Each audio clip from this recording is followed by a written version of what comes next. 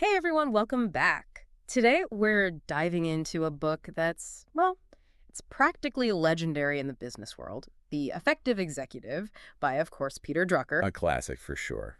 You specifically wanted to get some advice that you could really sink your teeth into something to help reach those ambitious work goals, right? Right. And this book is considered by many to be the guide for, well, for making things happen, especially as you move up in an organization. You're not kidding. It's a classic for a reason. Uh, Trucker just had this way of cutting through all the noise and giving you this timeless, practical wisdom. Okay, so full disclosure, when I first picked this up, I thought this is kind of old, right? Like it was written in the 60s. Things have changed, haven't they? Yeah. But wow, was I wrong? It's funny how so much changes, but the fundamentals of how to actually get things done, Hmm. how to be effective in a world, honestly, obsessed with just talking about doing them, that really hasn't aged a bit. It hasn't. Not one bit. And Drucker, he doesn't beat around the bush. Like right out of the gate, he says that effectiveness, it's like the essential skill. And not for, just managers or CEOs, anyone whose job is more about using their brain than their brawn. Knowledge workers? Yeah, anyone who deals in knowledge for a living. And here's the kicker. He says it's a specific technology. Mm. Like it's something we can learn and reverse engineer, not some innate talent. You're either born with it or you're not. It's like we're all carrying around these really powerful computers, but no one gave us the user manuals, so we're just, using about 10% of their potential. That is a perfect analogy. Thank you. But here's what really blew my mind. Drucker connects this whole idea of effectiveness back to the core purpose of why organizations even exist, like in the first place.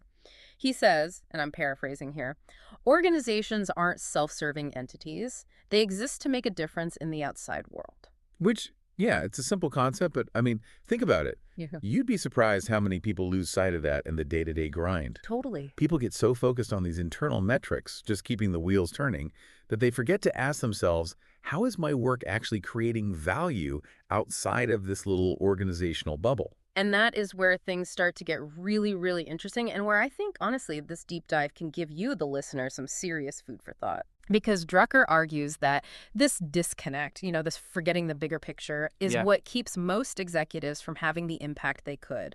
Like, they get so bogged down in the urgent that they rarely actually make time for the truly important. It's like where his advice goes from interesting to seriously powerful. It's like, whoa, okay, now we're talking. Right. And he poses this challenge not just to, every executive, every knowledge worker, but especially those in leadership positions. He wants you to stop and ask yourself, like really ask yourself, Mm. this really simple question.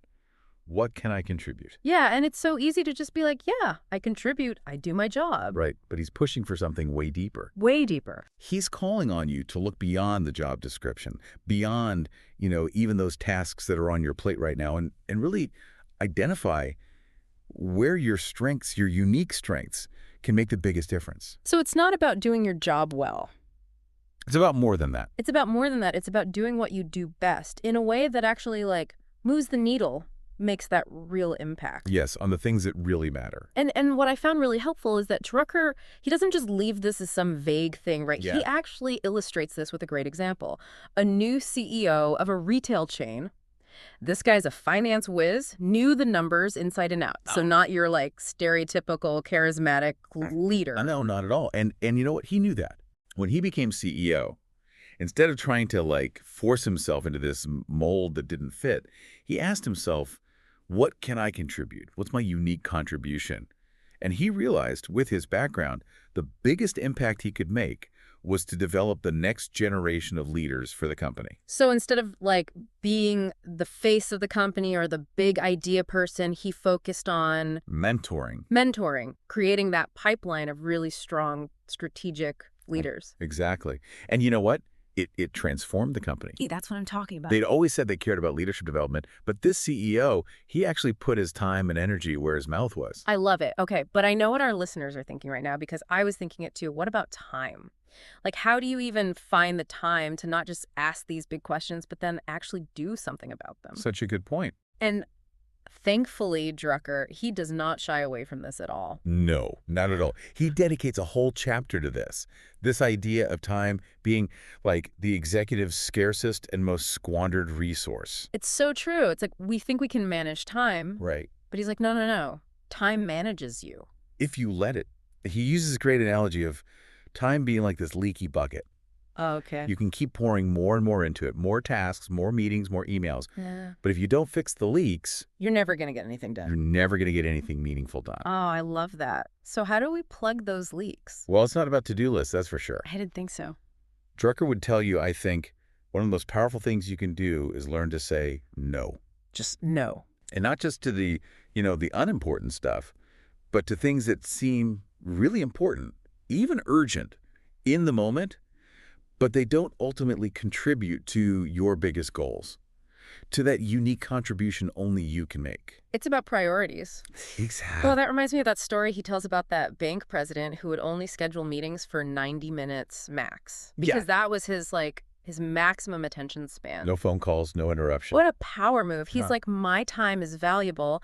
I'm choosing to spend it on what matters most. Exactly. And he takes this even further. Oh. He says that effective people, they don't just guard their time, they consolidate it. What does that even mean? They carve out these large chunks of completely uninterrupted time to think, to strategize, to tackle those big, important issues that we've been talking about, the ones that really move the needle. Which makes so much sense because if you're constantly bouncing between all these small tasks, you never have the mental space to really go deep. It's the difference between being, reactive versus proactive, Totally. tactical versus strategic. And that shift, that's at the heart of effectiveness, isn't it? It's fundamental. Wow. But of course, once you've cleared the space, then the question becomes, okay, what do I do with all this precious time? I was just going to say. And that, I think, is where Drucker's insights on decision-making come in. I was just thinking that. So we've talked about, figuring out what we can uniquely contribute and then actually protecting our time so we can do that important work. But then the real work is, well, making decisions, right? 100%. And Drucker, he has a lot to say about that. Oh, I bet he does. It's kind of a big part of being effective. It's essential. He says, and this is a good one, a decision is a judgment. It is a choice between alternatives. It is rarely a choice between right and wrong. Whoa. Okay. I mean, on the one hand, that's kind of a relief, right? Takes the pressure off. It does. It takes the pressure off of finding that one perfect solution. Right. But then it also makes things a little more, I don't know, complex. Because if it's not about right or wrong, then how do you even begin to navigate all those choices, all those different paths you could take? Well, that's where Drucker gives us this really, really helpful framework. He says it's about understanding what he calls the boundary conditions. Okay. Boundary conditions. Break that down. What does that even mean? So basically, it's about figuring out what the non-negotiables are. What are those essential outcomes that this decision absolutely has to achieve? And then on the flip side, what are your constraints, the things you just can't change? So it's like before you even start brainstorming, you have to get clear on the playing field. Exactly.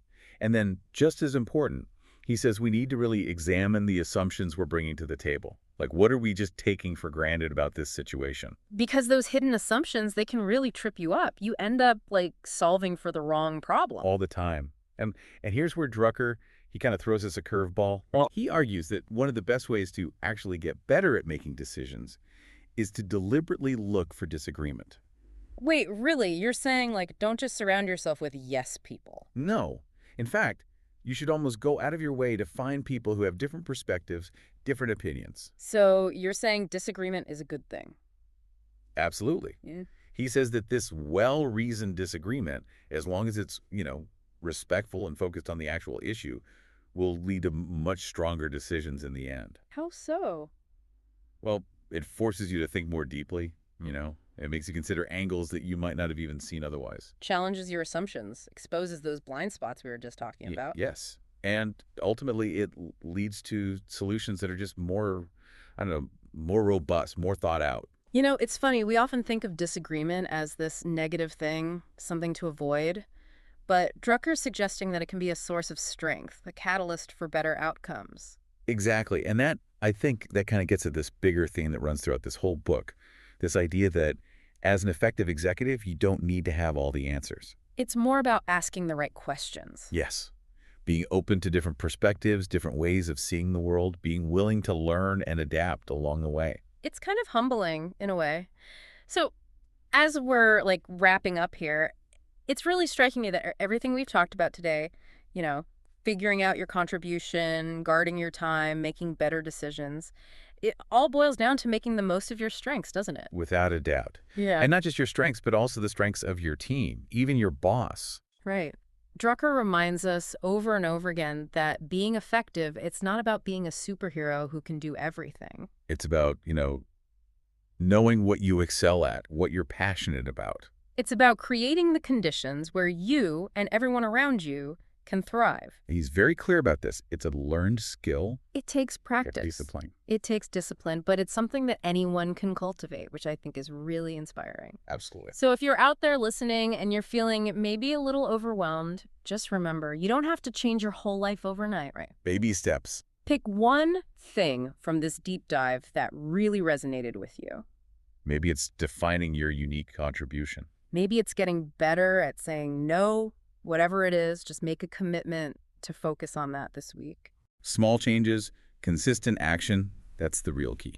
Couldn't agree more. And if this conversation has, piqued your interest, and I hope it has, I highly encourage you to check out The Effective Executive for yourself. There's so much more in there than we could cover, even in a deep dive like this. And who knows, maybe it'll inspire you to check out some of Drucker's other work or, just explore some different perspectives on, leadership, effectiveness, all of that. It's out there. Definitely.